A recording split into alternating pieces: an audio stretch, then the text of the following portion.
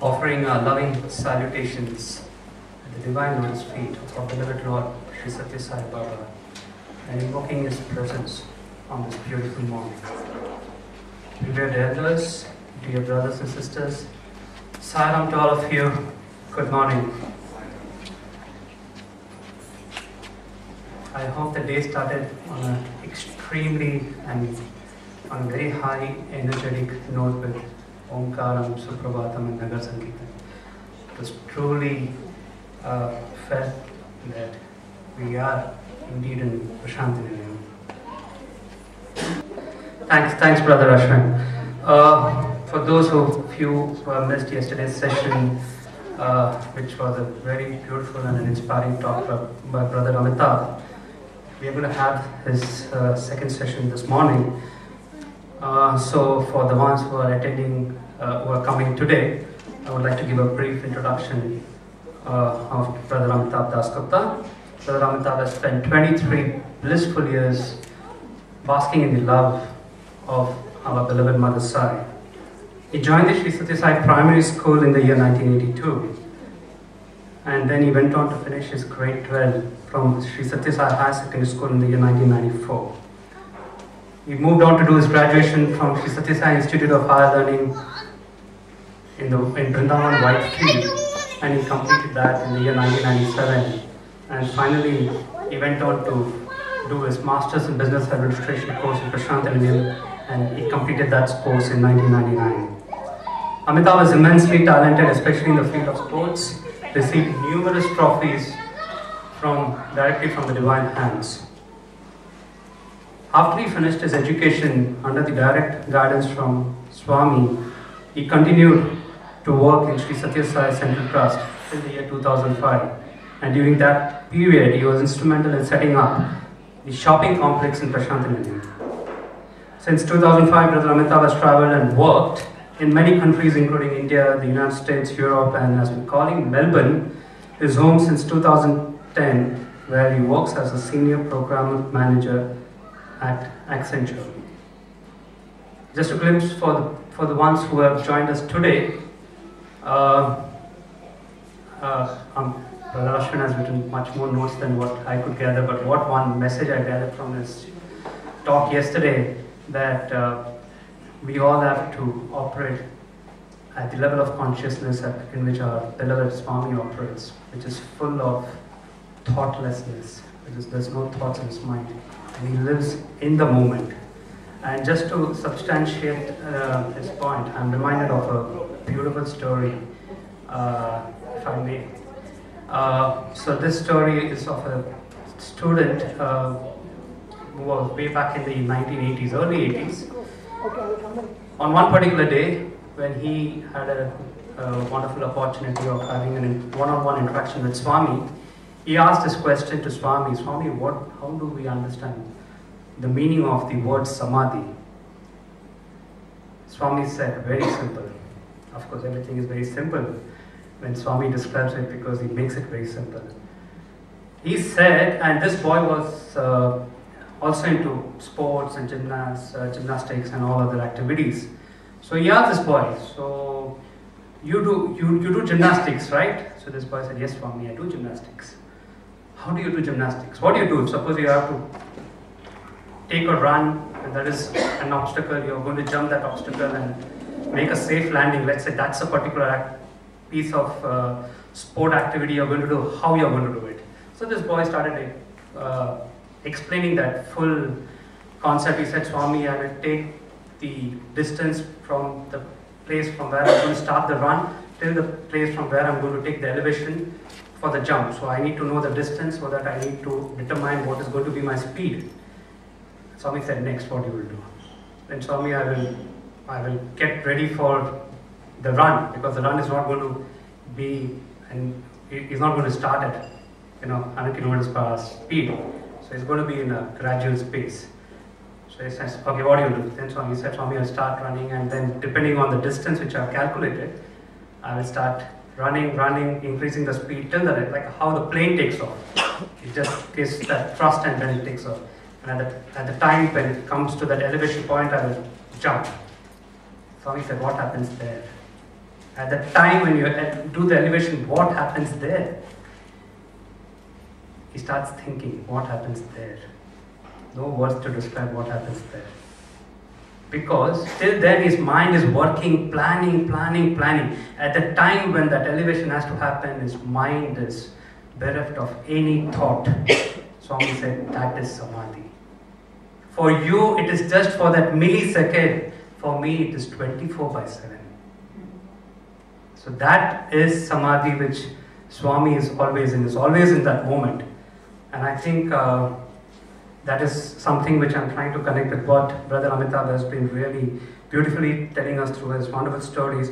So without any further delay, I request Brother Amitabh, and I would request all of you to put your hand together and give a warm round of applause for Brother Amitabh.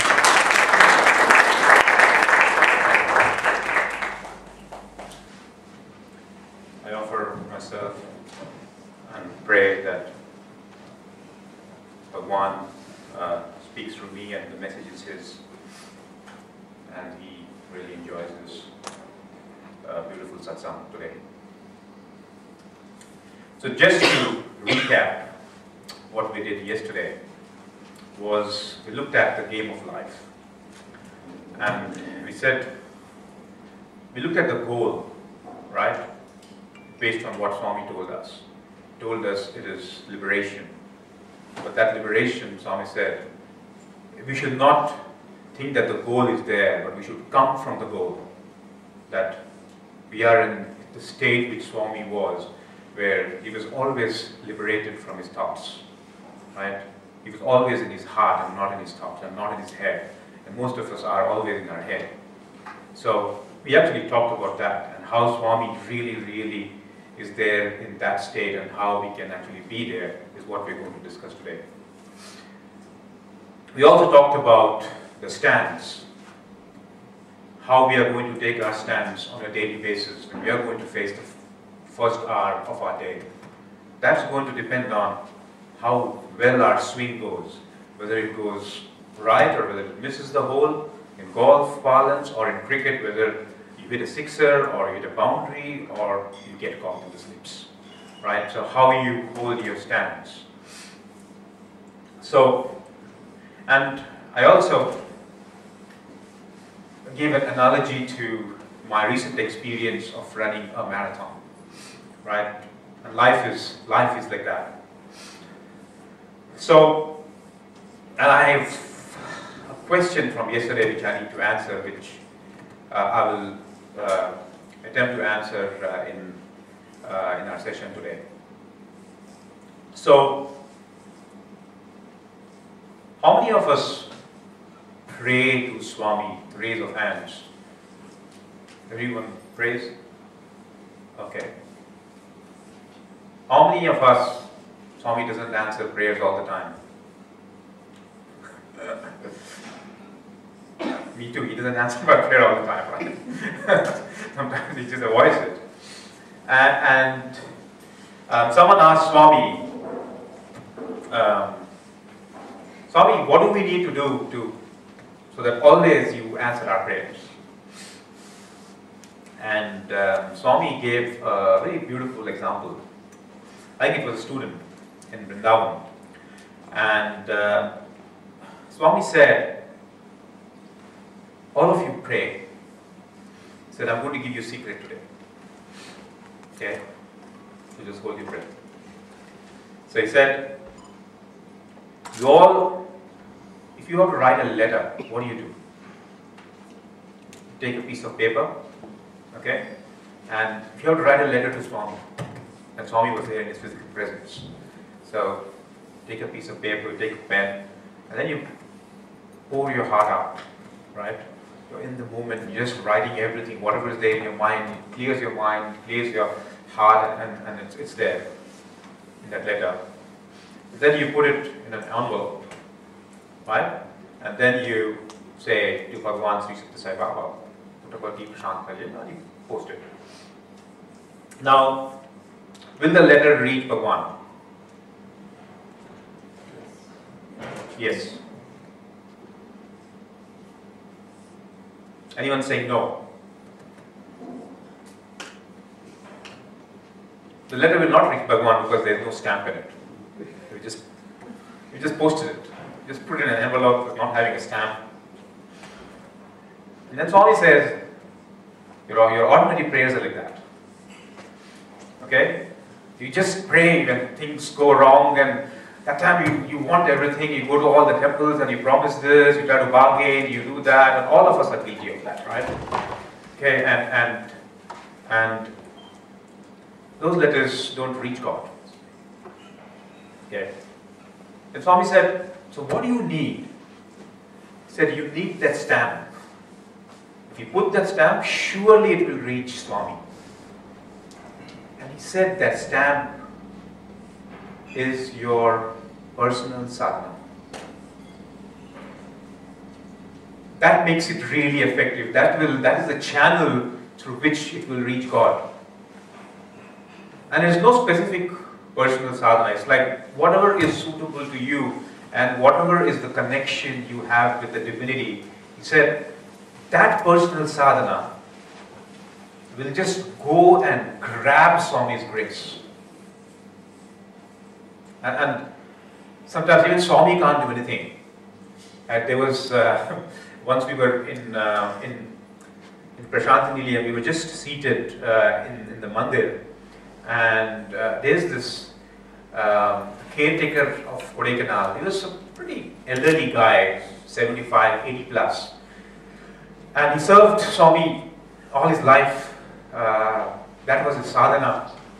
And Swami came and he was actually seated in the other side, and Swami saw him, and Swami was just beaming with joy and energy and love, and he was just telling, oh, when did you come, how are you? And this man was seriously just went and gave a letter to Swami, and Swami was in bliss. And then I was just seated there, and Swami just turned and he looked at us and he said, you know that man? I said, yes, Swami, we know him. This man, his entire right side was paralyzed. Entire right side was paralyzed. He didn't take any medicine. Right? He just cured himself. Said, I didn't give him any grace, I didn't interfere at all.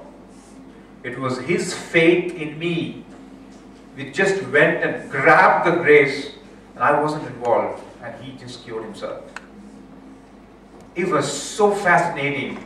75-year-old, his full right hand was paralyzed, and he was just walking, and with that energy he just came, and Swami was beaming. Like all of us want to take credit for everything, right? We want to take at work, okay, we have to show our presence. Everyone wants to take credit, but here Swami is saying, I didn't do anything, trust me, it was this guy, he just took the grace from me.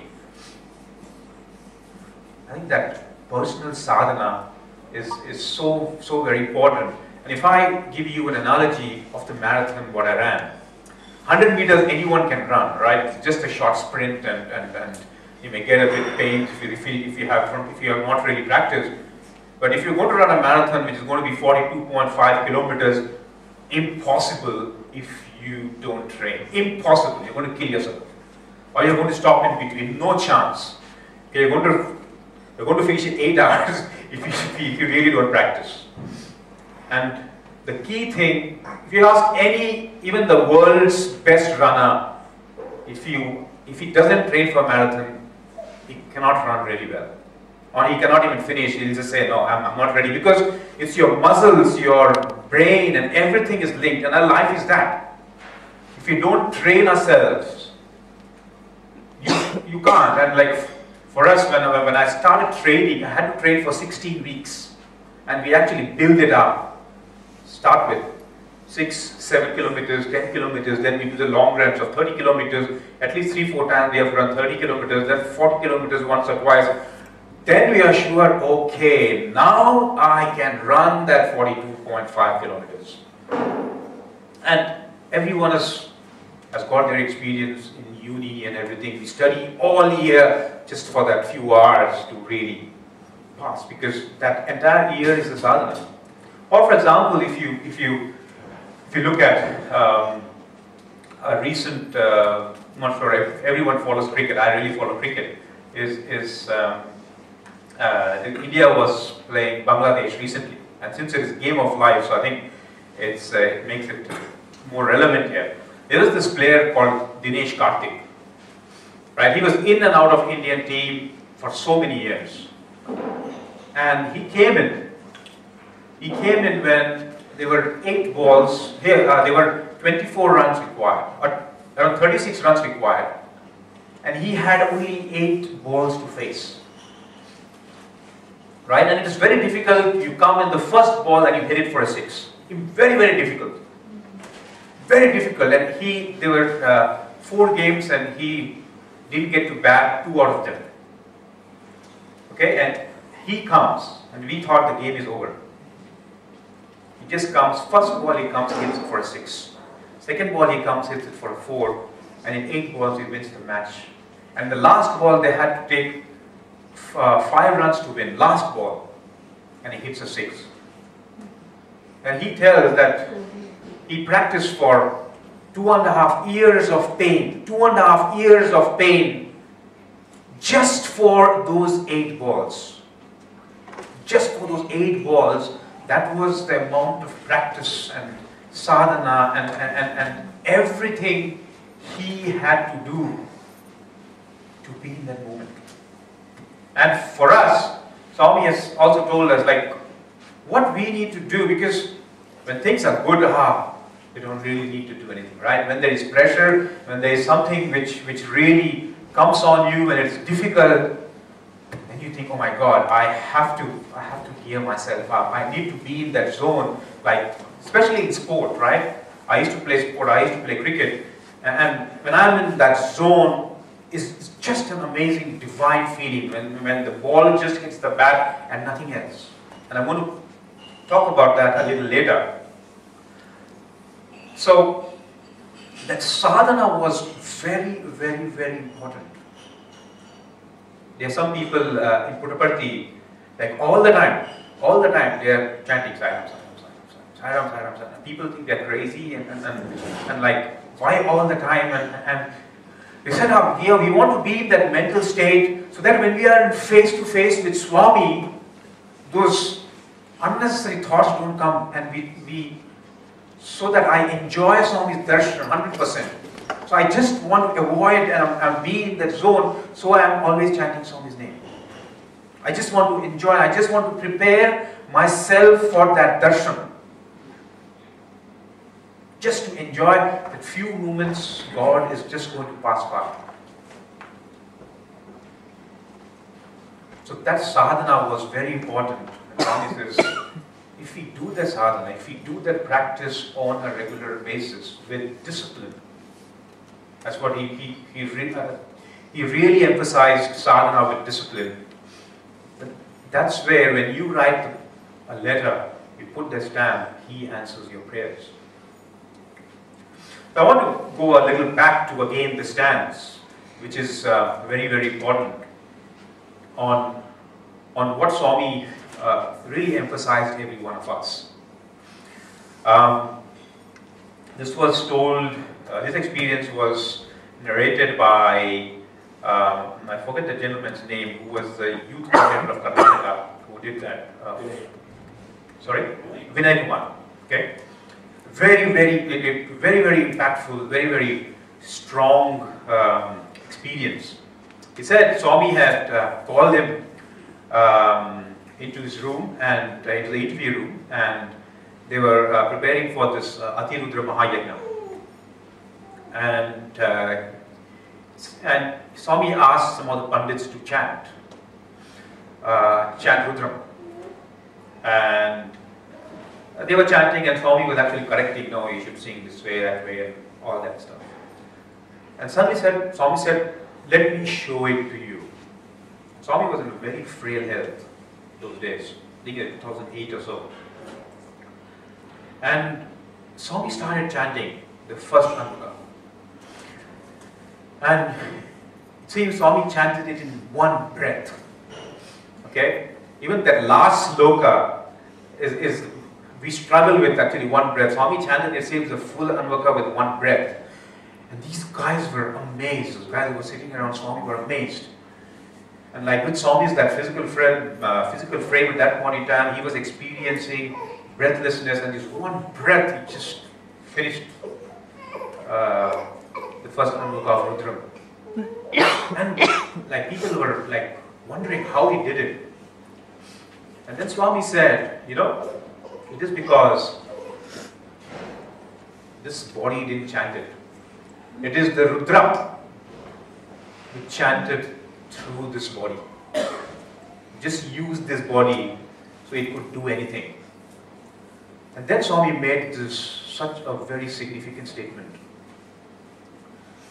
And Swami said, if you chant Rudram, thinking you are separate from the Rudra, Swami said, you will get the benefits based on your karma. You will get benefits, for sure you will get benefits, but you will get it based on your karma. God will not interfere.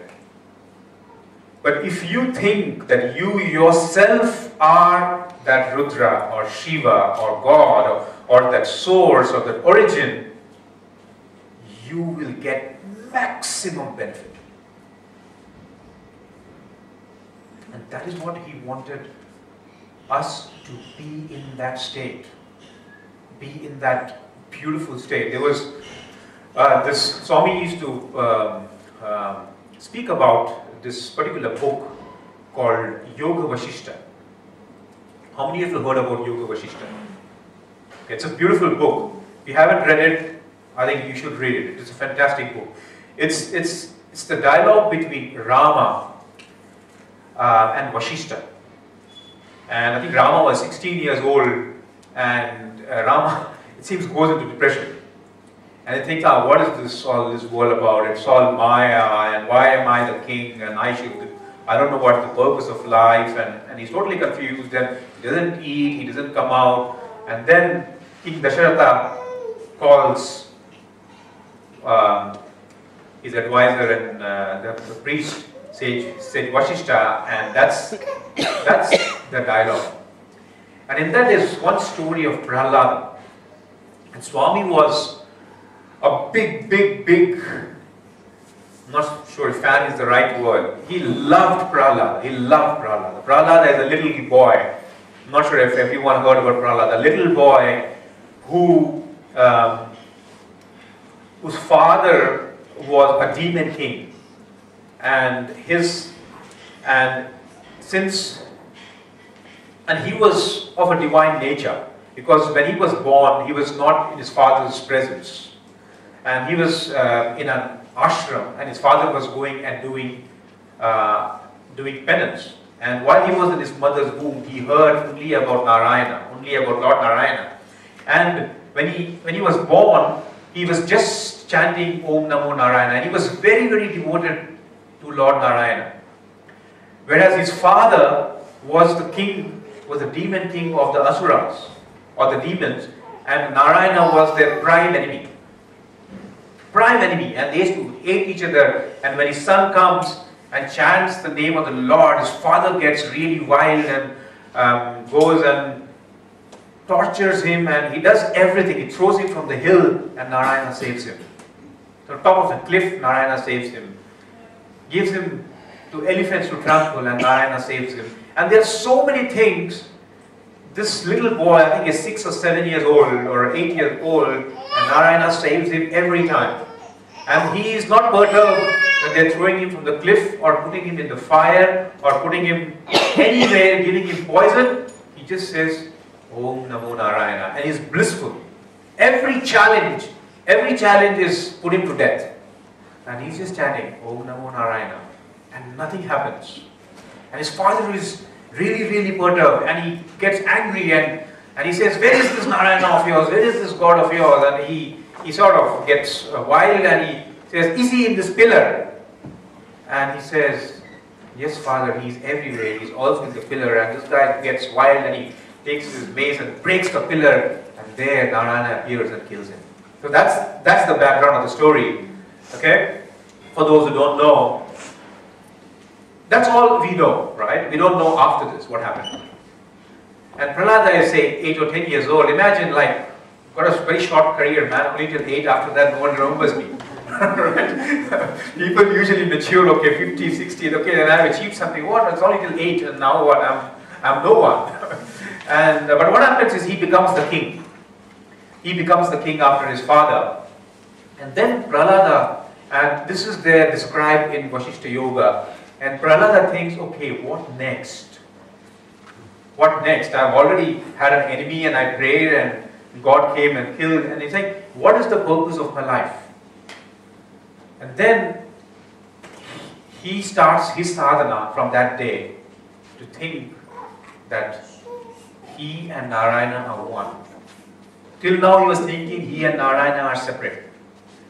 And then he realizes that he will get maximum benefit only if he imagines himself as Narayana, the Lord.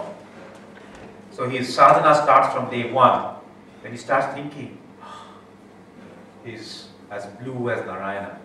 He's got these 4 hands, and each 4 hands holds something, and it signifies something.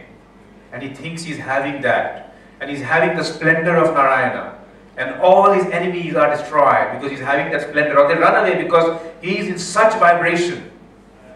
Okay? He's having this vehicle of Garuda, and he's going on that Garuda, and everyone is like, wow, and he feels that power and that bliss and that joy, and this he starts every day. He worships formally, and all the time he's thinking that he's doing this, and eventually Lord Narayana appears, and he attains his goal.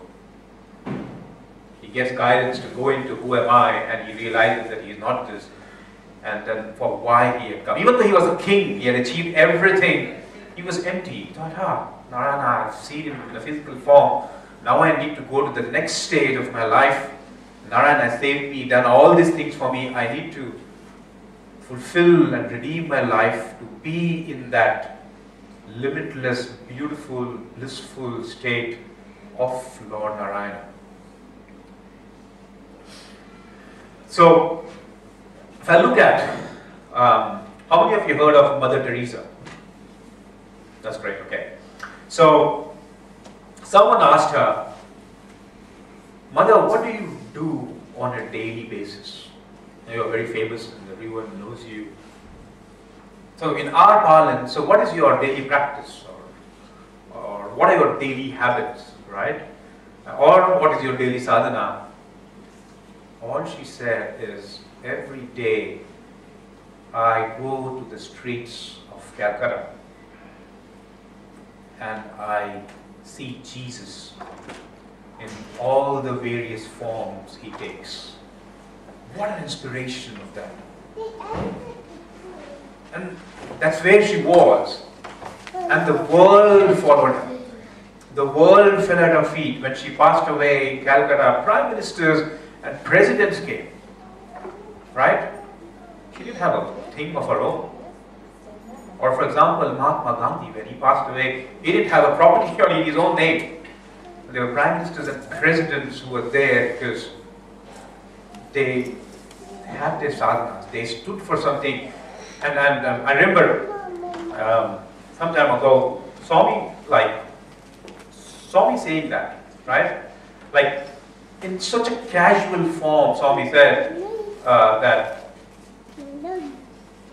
I don't remember in what context, but it was like, this universe is just a small fraction in me. What power is that? We all think, we are this part of this small universe, right? This small, simple thing we are, and we are very small, we are very humble. And then Swami stands and says, this entire universe, not Earth, entire universe is just a speck in me. And then he said, if you believe and you practice that sadhana of believing yourself and being in tune with your divine nature and believing in you believing in yourself that you are the divine spirit, the world will fall at your feet and serve you. You don't have to go and search for anything. The world will come and fall at your feet to serve you. And that's why you see this great leaders. They were in that spirit. They were in that aligned to that source. Swami also was, he loved Hanuman. Everyone knows about Hanuman, right? And I'm really personally fascinated by this character, right? He's just a monkey. And he gets so much of fame and name. And remember once we were having breakfast with Swami in Kodaikanal, and it was Ram Navami day. And Swami comes and Swami finishes his breakfast very fast, and then he just walks around and he says, "Boys, what do you want?" And like having breakfast, we don't really say anything. And then Swami says, "Okay, today is Ram Navami," and he waves his hand and he creates a statue. It's got Rama, Lakshmana, Sita. And we're like, wow, and everyone drops their food and like jaws are up. Wow, Swami is like, just casually, he just waves, right? And it just comes, and then he said, "Oh, boys, Hanuman is missing." "Oh, yes." And then he says, yes, and then he just takes it, and there Hanuman comes. It's a statue, not a picture, there's a statue, and Hanuman just appears. And Swami was like, I used to say, wherever there is Rama, there is Hanuman.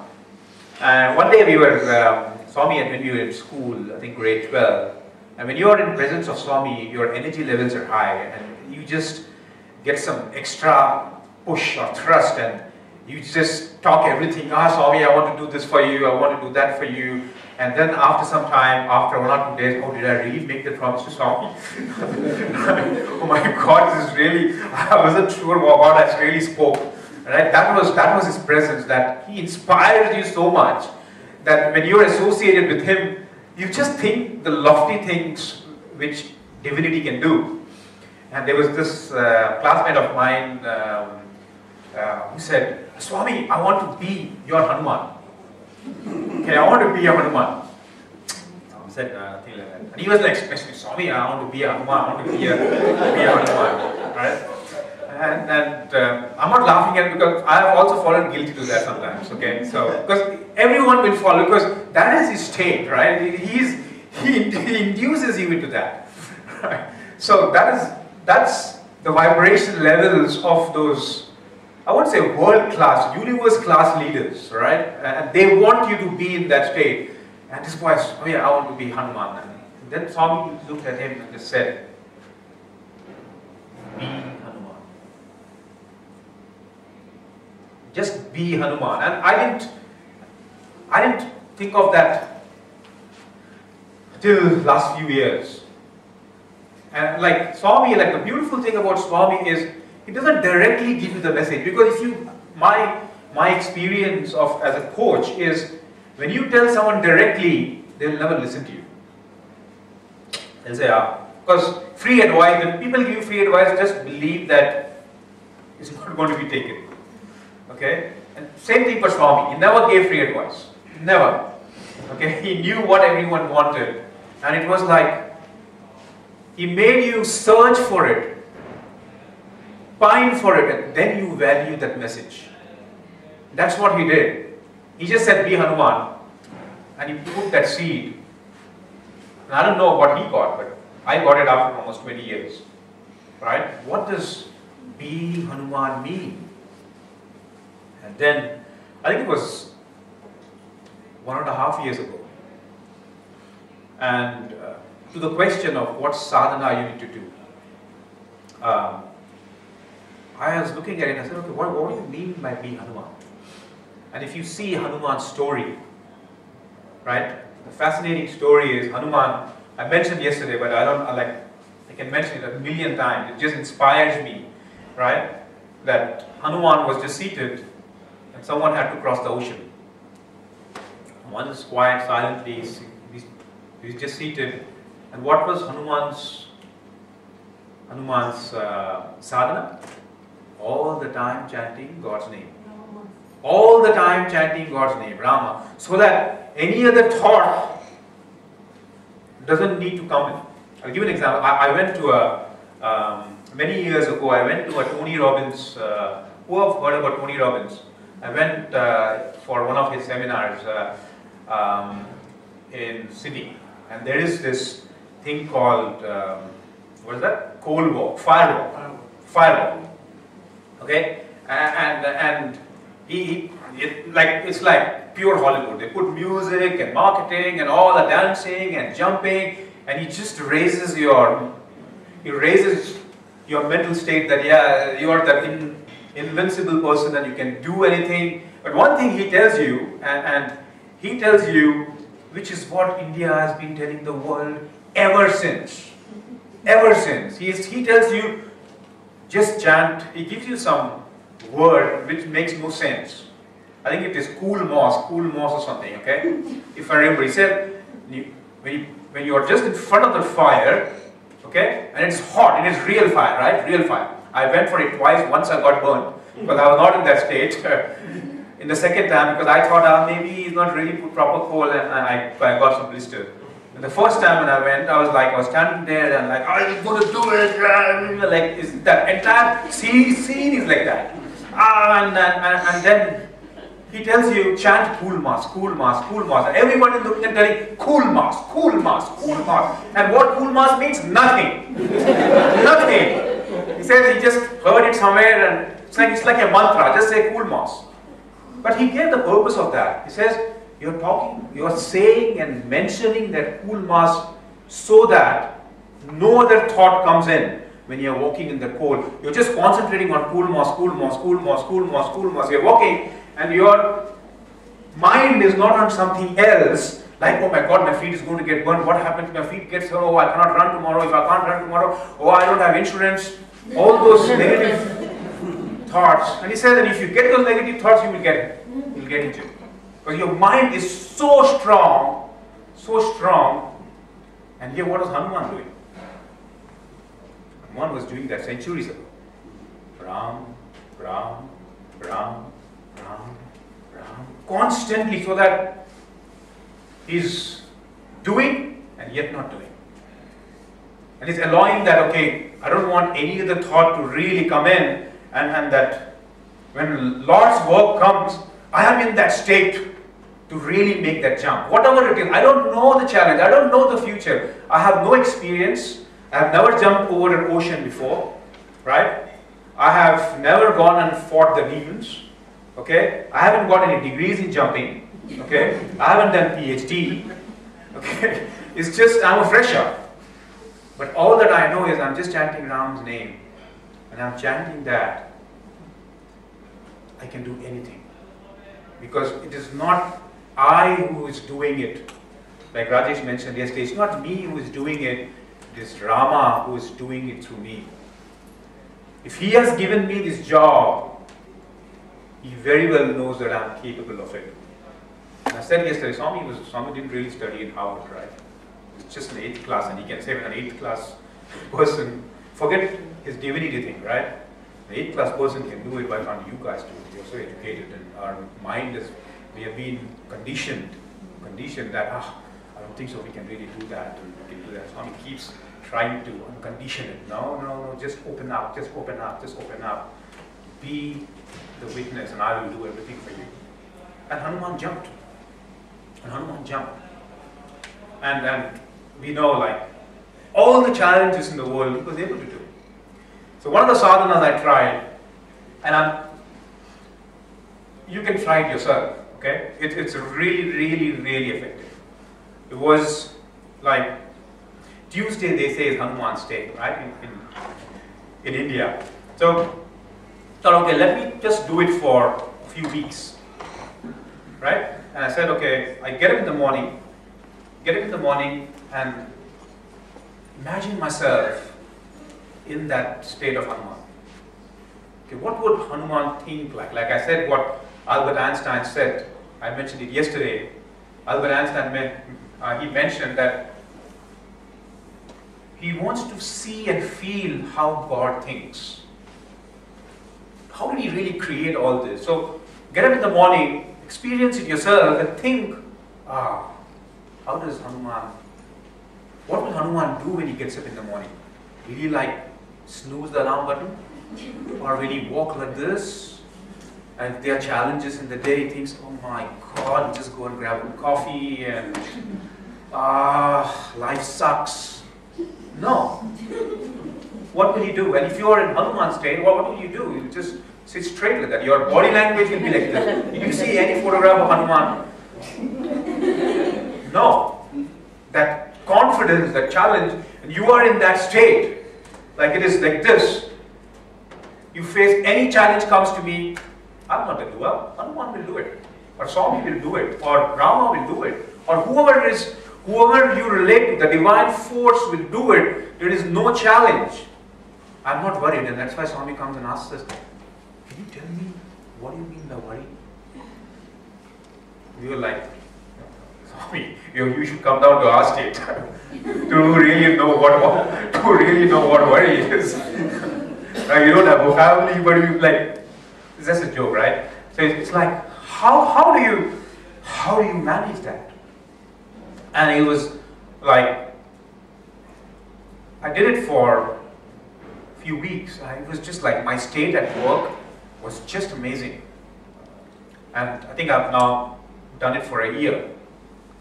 Here in December, in January. Now, I just don't want to leave that. It just puts me in that state. I'll tell you, and it is so funny. It's like how our mind works.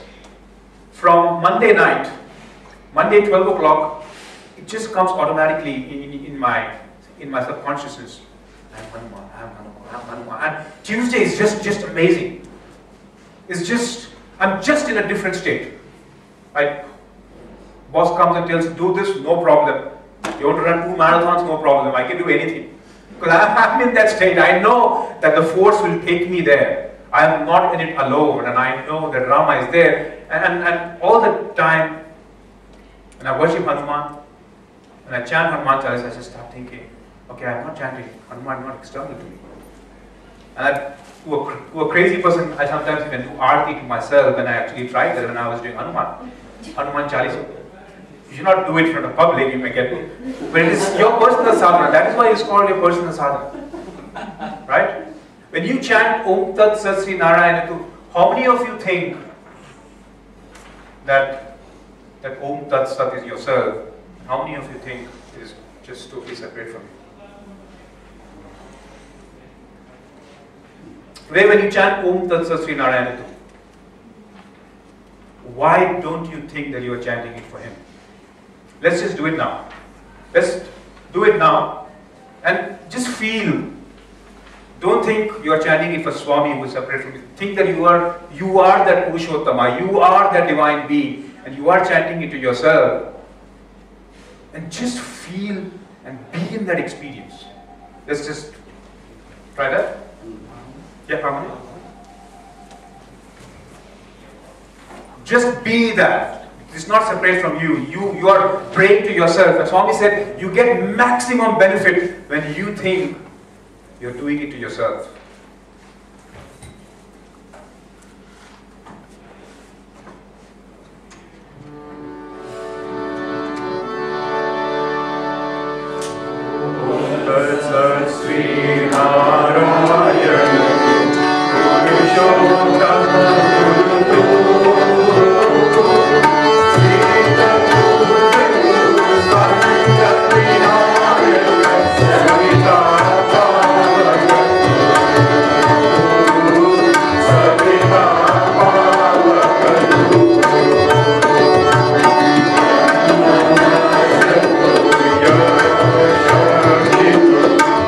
Yeshua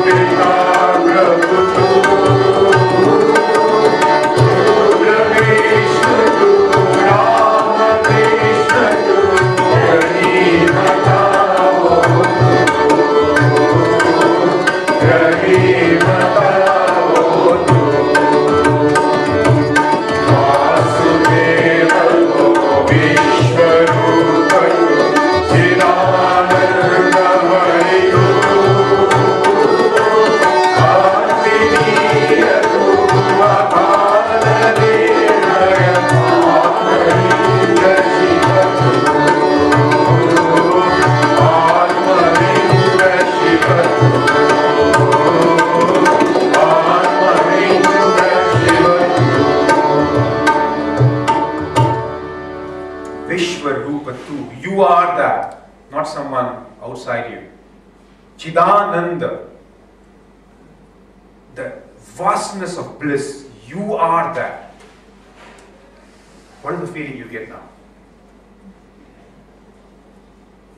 That is what he wanted us. Get maximum benefit. He was there, I don't know, next lifetime where he will be, right?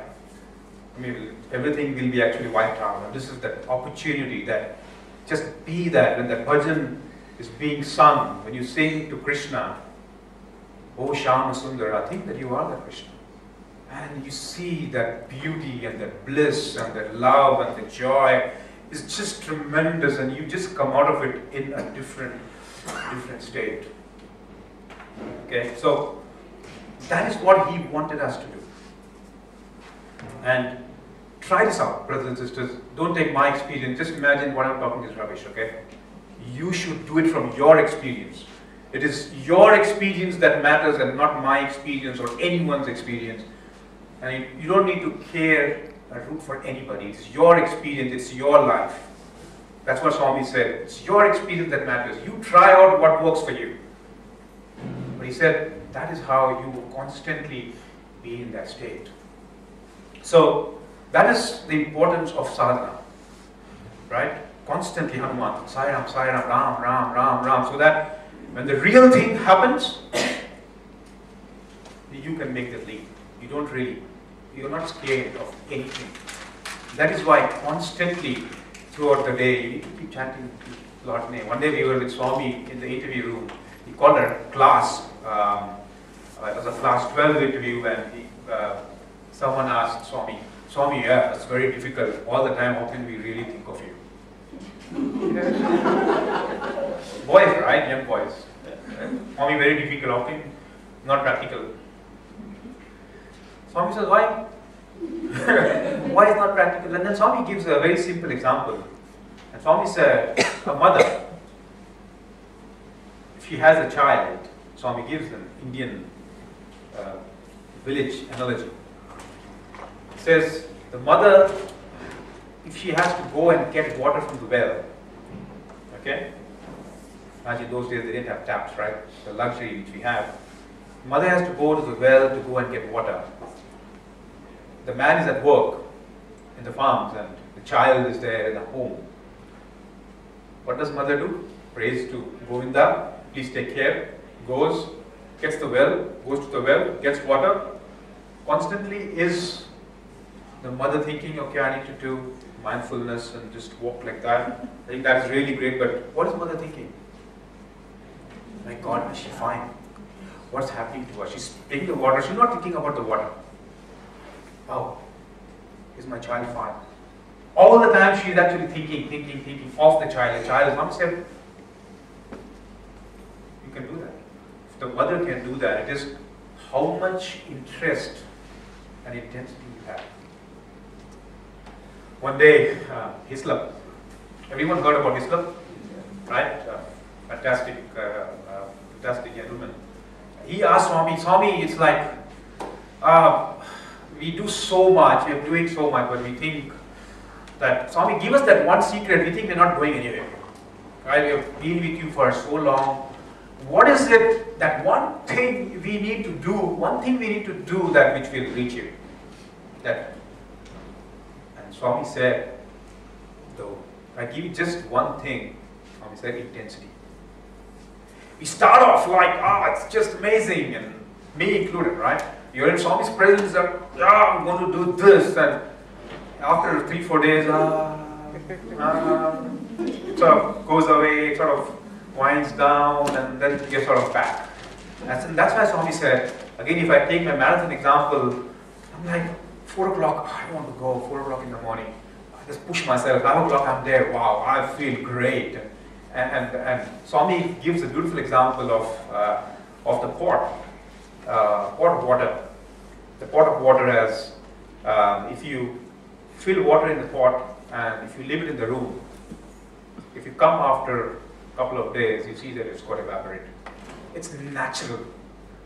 So what do they do in the villages those days? Swami said, you take another pot of water and put this pot on that, so that water is around, so this evaporates and the water stays there. In the modern parlance, it is a fridge, right? You take the water and you put it in the fridge and it will not evaporate because it is in good company. It's in that state of not evaporating. That is why he emphasized that company is so important. We do sadhanas, this group sadhana is so important, these retreats are so important, this getting together every week of connecting with him is so important, because that will help you to constantly be in that sadhana mode of, okay, Sai Rama, Rama, Rama, Rama, Rama, Rama. Then, when you have to leap, there's no thought which is impacting you. There's this, I love this South American tale. I'm not sure whether you heard it. There's this grandfather and grandson. There's a story going on, and there's a dialogue going on. And the grandfather says, you know, in everyone's body there are two monsters, or two wolves. Says two wolves. Okay, is this bad wolf and this good wolf, and they are constantly fighting with each other. And it's a game. And then the grandson asks, grandfather, who wins? Anyone who doesn't know the story? Okay. If you can answer, who wins? They're fighting, bad wolf and good wolf. Who wins? Good? Absolutely, the one you feed. You feed the bad wolf, the bad wolf is more stronger and it will eat the good wolf. That is what Swami said, that company. If you don't be in the fridge, it will come out. It will fall down. Okay, so that is the importance of sadhana. Now, another aspect which I wanted to dwell was on silence. Okay, because Swami personally told me on that. How important is silence in your life? Okay, I just wanted to check the time. How much time do you have? 28 minutes. 28 minutes, okay, put it down. Okay, so how important is silence in our mind, in our lives? I love the story of Nelson Mandela. Right, 27 years in prison. Okay, out of that, I think 18 years he was in solitary confinement. Okay, and he was put there illegally. And he comes out totally different.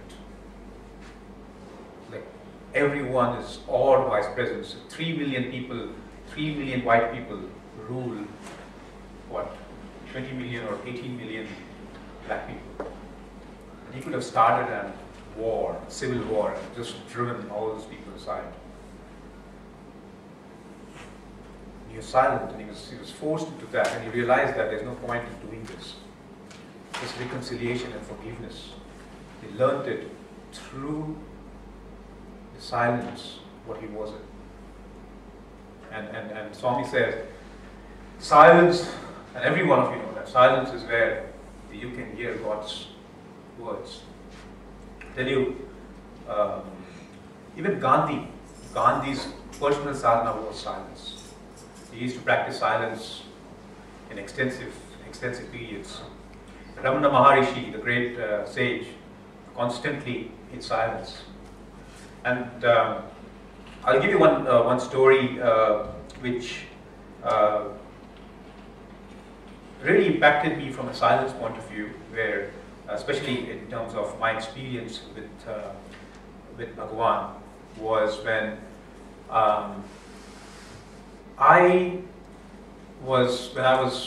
when I finished my MBA. My intention was to come to Puttaparthi and take Swami's Padamaskar and take his blessings. And I've been there for so long and go out in the world. All my classmates have gone, and many of them had got jobs and they're making good money. And as any young man, I was thinking, okay, I need to do that as well. I came to Puttaparthi, fell into good company, and I thought, no, maybe let me just see whether I want to be here or not. And Swami was speaking to some of the research scholars there, and Swami was giving them so much attention. in spite of being with Swami for so many years, we just want, okay, maybe one more year we just spend with Swami, right? You will never get it in a lifetime. Okay, if I have to go to the best universities, I can always get another lifetime. Harvard or IITs or whatever, they'll always be there, right? But Swami may not be there, right? So maybe let me just take this opportunity. And I was sort of a bit confused whether I want to do this or that and what I have to do with my life. And then suddenly I thought, okay, maybe yeah, I want to do research. Okay, I'll tell you one a fact, right? Rajesh and Chandra would know, right? People just want to hang around. They just keep doing degrees which don't mean anything to them just to be with Swami. Anything. Some people, I'll tell you, I know some seniors of ours who would fail so that they just have to repeat because there's no other degree after that. and Swami used to give them chances. Swami says, okay, poor boy, he failed, let him do room duty 1 year. And, you know, he won't get job. Okay, he won't get job, and what will he do at home? Okay, because no university is going to hire him or give him, and you know, he has to wait for 1 year to write an exam. Okay, you come inside and you be with me and you take care of all this. So many boys just on that purpose failed. That was like, people did MBA, it was Swami giving actually chances to them. But like, it's just crazy like what impact he had on young minds. Just to be around him. Okay? So, I was there and I was like, okay, what do I do when I'm confused and okay, maybe I should do research and he then called me for an interview. Okay? And then I thought maybe the easiest option is maybe let him make the decision and if it goes wrong, and I can blame him. Right? it's like your young, immature mind and maybe yeah, Swami, let's leave it to Swami. But there was like too much of conflict in it, right? When you have to make a major decision, which you think is a very major decision at that point in time, it's you're waiting and Swami actually calls me. And I go and it was a personal interview with the group and I'm actually seated and he said, hey, what are your plans? What do you want to do? And I look at him and say, Swami, whatever you say. Swami, whatever you say. So he said, you tell what you want to do. I said, no, Swami. Whatever. My mind is telling me, okay, surrender. But it was, Swami actually made out it was a fake surrender, okay? And I was like, whatever you say, Swami, I'll do. Tell me what you want to do. I said, no, Swami, whatever you say, I'll do. And then Swami said, okay, if you're not going to tell me, I'm going to get up. And then Swami gets up, you can go. Oh, I said, no, I'll tell you what I want to do. and I, then he sat down. What do you want to tell me? Swami, I want to do research. Sat with me for 10-15 minutes and explained to me what I should do research on, which guide I should take, and say, that person has already got four people, you go to this guy, he's very good, I know him, and do this topic, that topic, and I was like on cloud now, my ego really got boosted. I was like, wow, I'm going to do research, and I came out of the interview room and I just rushed to call, yeah, what happened guys, what happened, everyone is around me, and I'm saying, I got PhD, yeah, like fantastic, man. PhD and MBA. First of all, MBA, and on the top, doing PhD, man, wow, amazing you are. I already thought I had really achieved it, and I went and met the principal, the registrar. I went and met my would-be guide, and Swami actually sent me, and we had a discussion. And the evening I came back, and I sat in the mandir, and Swami just ignored me. I said, okay, it's busy, can't there are so many people coming. I'm a PhD student, what does it matter? Next morning I sat, usually he gives attention, did you go and meet? He didn't say anything. I go again, next morning I sit and he doesn't respond. He just walks away, he talks to someone around me and just walks away. And I think, okay, maybe I'll just go and speak to the registrar. I went to Mr. Lakshmi Narasimhan, who was there, and I said, sir, what do I need to do next? He said, what are you talking about? But I talked to you about PhD yesterday. I said, no Babu, Swami is very upset with you. Very, very upset. No PhD for you. And I'm like, what happened? Like, I don't know what happened. But you tell me what happened in the interview room that day. I said, sir, Swami was so happy and he blessed me and he gave Padmaskar and all that, Vibhuti and all that. And I was like, I said, what happened? Just tell me exactly word to word what happened that day. And I told him, this is what happened. And I said, whatever you say, I will do. And now, and suddenly he actually gets up and he says, okay, you're not telling me. And then I hold him and say, I want to do research. Oh, he tricked you. He tricked you to get what was in your heart. He tricked you, that was there in your heart, but your mind was telling you that you have surrendered, but in your heart you have not surrendered. Okay, that's how he operates. Never forces something to you unless he knows that it's very, very critical to you. I was like, oh my God, how did I miss that? And I think I went into cold storage for 6 months. Cold storage means he'll not look at you, he'll not talk to you, and he'll just avoid you. And then you're thinking, oh my God, what happened to my career? 6 months of salaries are missing, and I'm just sitting here not doing anything. No duty as well. People that everything is occupied, there's no vacancies, and you're like, oh my God, what do I do? And then my sense of surrender was really, really tested, right? When you're really pushed into a situation, that's where the sadhana comes in. When you're in that sadhana mode, then these things become easy. When you're not in the sadhana mode, when you're high, when it is high, when it is low, when it is low, then when it is really low, you can't really face it. And I was like, just lost. And then I was thinking, okay, maybe I'll just wait. And then suddenly he called, he sent word that there is a job in the trust, and an accounting job. And I'm not an accountant, okay? I'm not an accountant. I'm science background, an MBA, and more of marketing. More of interest in marketing and IT and other things. And he said, there's an accounting job. The registrar came and told him and said, Swami actually wanted you. And previously he told me, you know what? Swami wanted a job for you. That's what he told me. He had a job for you in the airport. Okay? And you wanted to do PhD. And there's no sense of surrender in you. So you're gone. That job is gone now. And this is also gone now. You have to do this. And I'm like, okay, I'll do this. He said, okay, go and sit in the front and Swami will speak to you. And I'm like, sir, I'm not an accountant. And there are 2 gold medalist guys who are already waiting for a job. They were accounting guys. Okay, they are supposed to get the job, and I'm a maths guy, and he's giving me an accounting job. He said, Swami said he will learn in the job.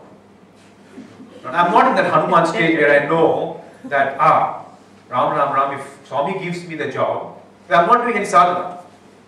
Right? When I'm not doing sadhana, I'm just, when I have to jump over, I'm not having that strength, and I'm just doubting and maybe like, oh, what will happen to my career? And if Hanuman was there, he would have, yeah, I'm not an accountant, what is this? Swami will teach me accountancy. I was like, oh my God, I don't like accounts, I hated it. Now he's putting me into this, what is this? And my mind was like killing me. And then I go there, Swami is very excited. Now this job is fantastic, that he paints very nice picture. You go and meet that person, go and meet this person, go and meet this person. Very happy, and then I'm so okay. I don't know, because I haven't gone and met anyone. And I go and find out, I go to Chakravarti sir, and he takes me and he introduces me to so many people, and I find that the average age of people whom I'm going to work with is 75. And I'm like, are you kidding me? Swami, are you really kidding me? You want me to be there with 75-year-old guys the rest of my life? And it's like, my job is like, everyone was operating out of this huge ledgers, and I have to take over that and computerize it and all that, get in modern digital technology. I was like, I said, no way I'm doing this, no way I'm going to do this. And I said, I'm just going to, I write a letter to Swami, and then Swami is very excited. In the evening I came, and I sat, and there are so many birthday boys, And Swami said, okay, tomorrow morning you go and join. He gave the timing and all that also, right? Oh, this is the right time, be great. And I'm just listening, and he comes and he creates vibhuti. Okay, he creates vibhuti, and imagine I was so naive, and it's like, Swami, in my mind I'm saying, I don't want that vibhuti. Okay, I don't want that vibhuti, I don't want to join. Right? If I take the vibhuti, means I'm really accepting it. And I knew that Swami created the vibhuti for me. Okay, and not for the birthday boys. Okay? I was 100% sure from my heart, but I didn't stretch my hand. Okay, I was sitting here, Swami created vibhuti, and since I didn't stretch my hand, others stretched their hand, Swami gave there, and still my hand was there, and like because of peer pressure, I just put my hand up, and then this much vibhuti came in my hand. Everyone got a speck. This much vibhuti came in my hand. I was like, he did it, and I was like, tomorrow morning go and join at 9 o'clock. I was like, oh man. I was like totally in turmoil, and I was like, okay, had their vibhuti and went there, and it was not a very lovely time of my life at that particular day. Okay, and then I came back in the evening and I wrote a letter to Swami, and Swami, I can't do this. Okay, and I gave it to him, and he goes into the interview room and he reads it. And there are bhajan boys he calls, and he says, see this boy, everyone wants a job. I am giving it to him like this, and he's not taking it. How unfortunate, see. And I'm confused, right? Whether you are giving me, or who is giving me, or is that you to fill a job, or I'm not sure. My mind is playing politics. Oh, maybe someone is playing politics and just wants to really put me in and ruin my career. And I think Swami is fine. You know, mind just plays all sorts of issues, right? Because I was not silent. I was not having that. And then suddenly Swami comes out and he says, he comes to me and he says, okay, you want to join, or you want to join research? He suddenly got in research. I don't see anything. He called Vice Chancellor, calls the Vice Chancellor. Is there any position vacancy for research now? This was, I think, in November. No, Swami, all positions full.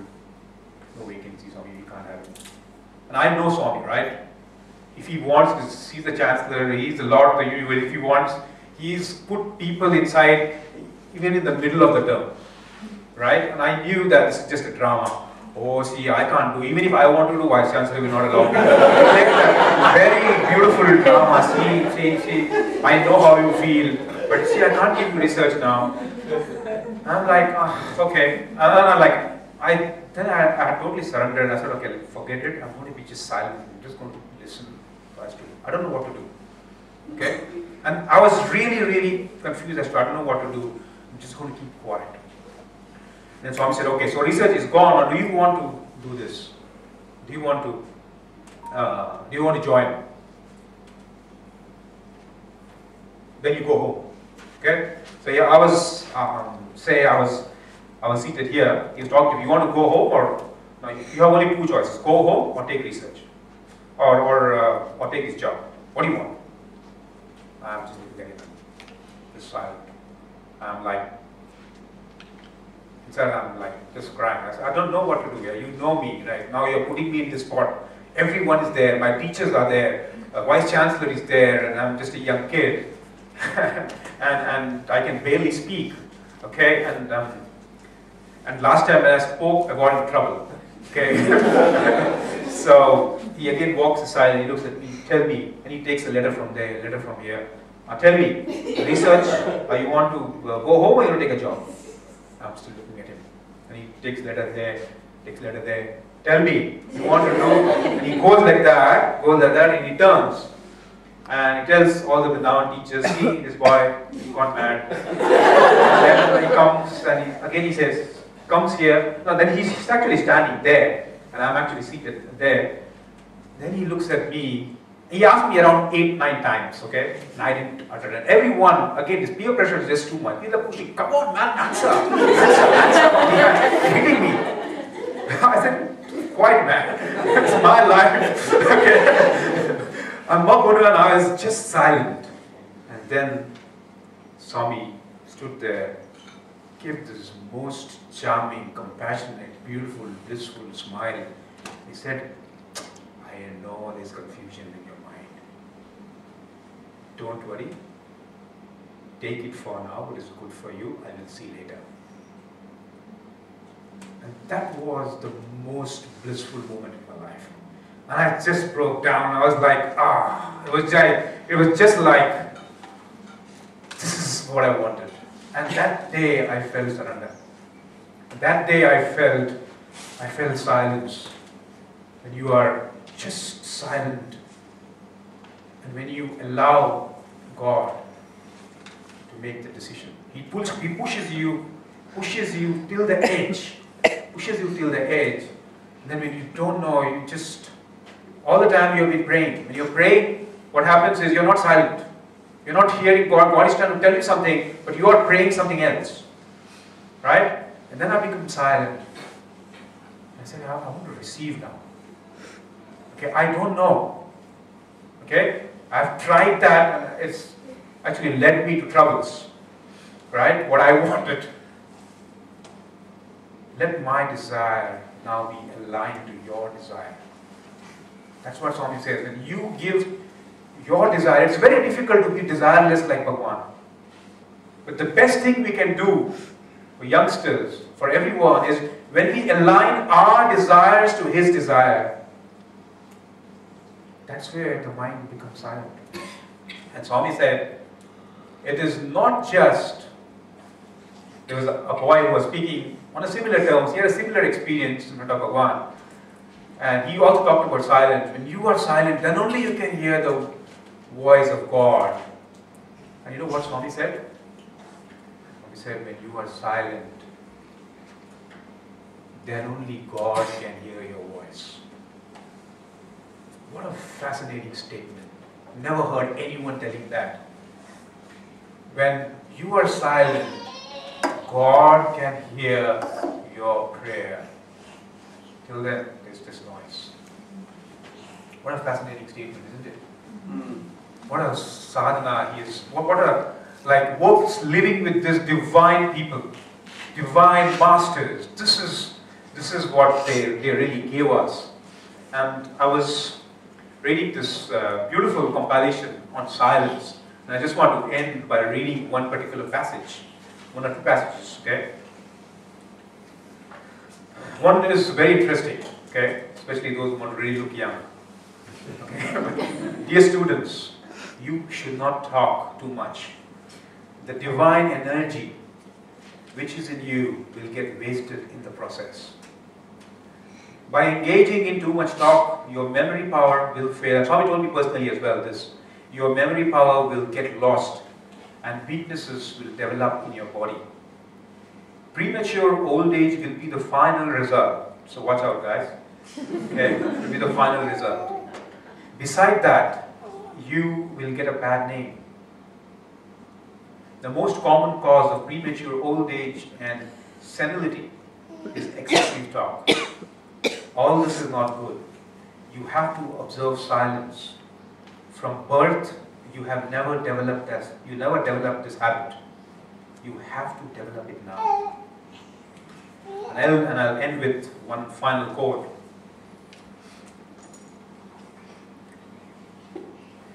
Perhaps people lose a thing of great value if they fail to listen to their inner voice.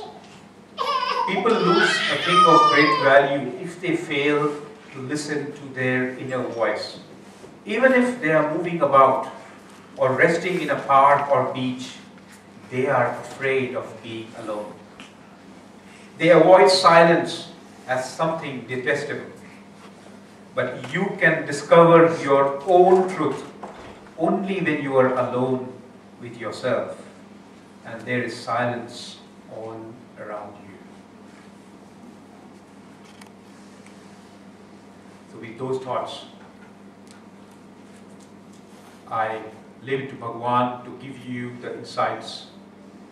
I've got personally a lot of insights last couple of days.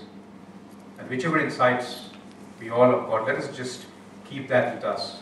Let us be in that good company, be in the fridge, so that we have always that level of consciousness and that level and state what Swami always had. And the easiest thing, silence is, I know it's very, very tough, right? It's tough. But finally, if you see everything in the whole world, and the easiest thing Swami recommends is even Adi Shankara and everyone, when they talked about Advaita, everything, Adi Shankara really talked about Advaita and everything. Finally, he came down to Bhajagovindam, and finally he came down to chanting Lord's name, because that is the first step which induces you to silence, because you're not allowing other thoughts to come in. Because instead of doing cool moss, let's chant a name which really vibrates you, which really puts you in that state, so that when you have to jump, you just fly. Jai Sai Ram.